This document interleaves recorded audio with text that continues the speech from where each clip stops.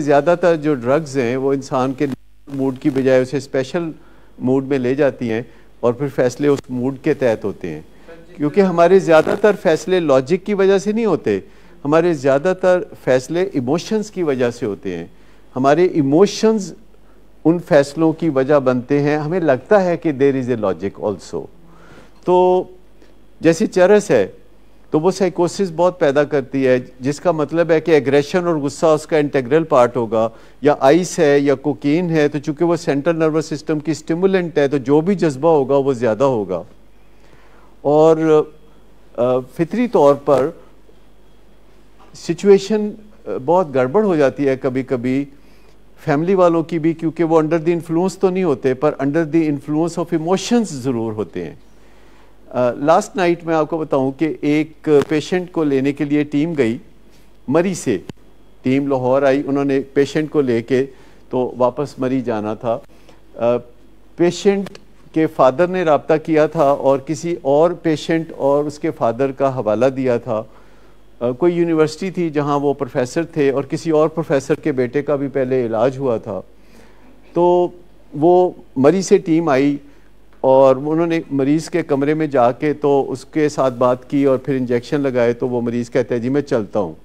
लेकिन इतनी देर में ये सिचुएशन सामने आ गई कि जो पेशेंट के फादर थे उनको एक कमरे में बड़े बेटे ने बंद कर दिया और वालदा ने ज़ोर ज़ोर से कहना शुरू कर दिया कि नहीं इसको नहीं लेके जाना। वालदा कह रही थी कि बेटे को नहीं लेके जाना और दूसरे बेटे ने फादर को कमरे में बंद कर दिया।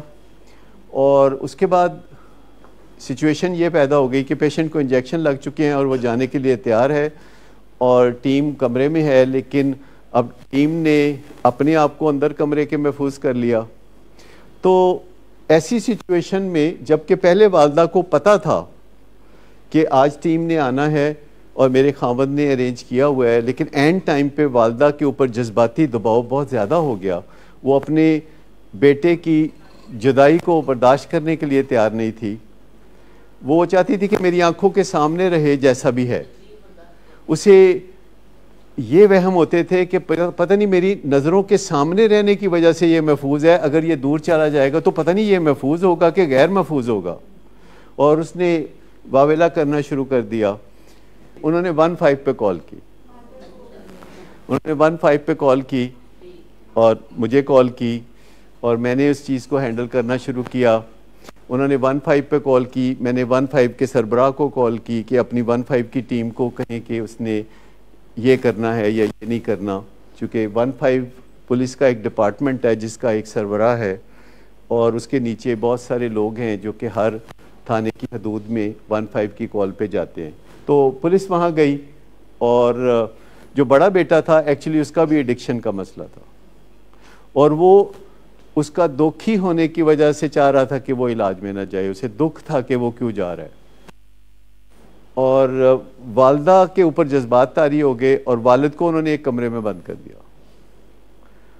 और पुलिस को जब बुलाया गया तो पुलिस बड़ी मुश्किल दीवार फांद के घर के पिछले हिस्से से अंदर गई और उन्होंने आहिस्ता आहिस्ता कुछ वक्त लेने के साथ साथ बातचीत शुरू की और फिर वालिद को रेस्क्यू कराया। और वालिद काफ़ी मजबूत असाब के थे, क्योंकि इस सिचुएशन में इम्कान था कि वो कहते अच्छा जी फिर आज ना लेके जाएं, और उन्होंने कहा कि नहीं लेके लाजमी जाना है बल्कि दोनों को ले जाएं। उन्होंने मुझसे पूछा, मैंने कहा नहीं जो प्लान है ओरिजिनल उस पर स्टिक करें, 2 को नहीं लेके जाएं, 1 को लेके जाएं। और अल्टीमेटली पुलिस ने जो है समझाना बुझाना, फिर पुलिस की और नफरी बुलानी पड़ी, पीछे अफसरान जो है बातचीत में शामिल हुए।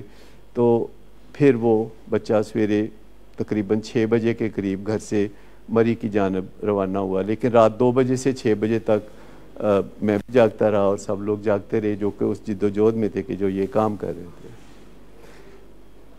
तो सोचने वाली बात यह है कि कभी कभी हमारे यहाँ भी कोई ऐसी सिचुएशन पैदा हो जाती है जिसमें आपको टफ होने की ज़रूरत होती है और उस वक्त आप टफ होने की बजाय सॉफ्टर अप्रोच या मोहब्बत में डूब जाते हैं, और कई दफ़ा मोहब्बत की ज़रूरत होती है तो आप टफ हो जाते हैं।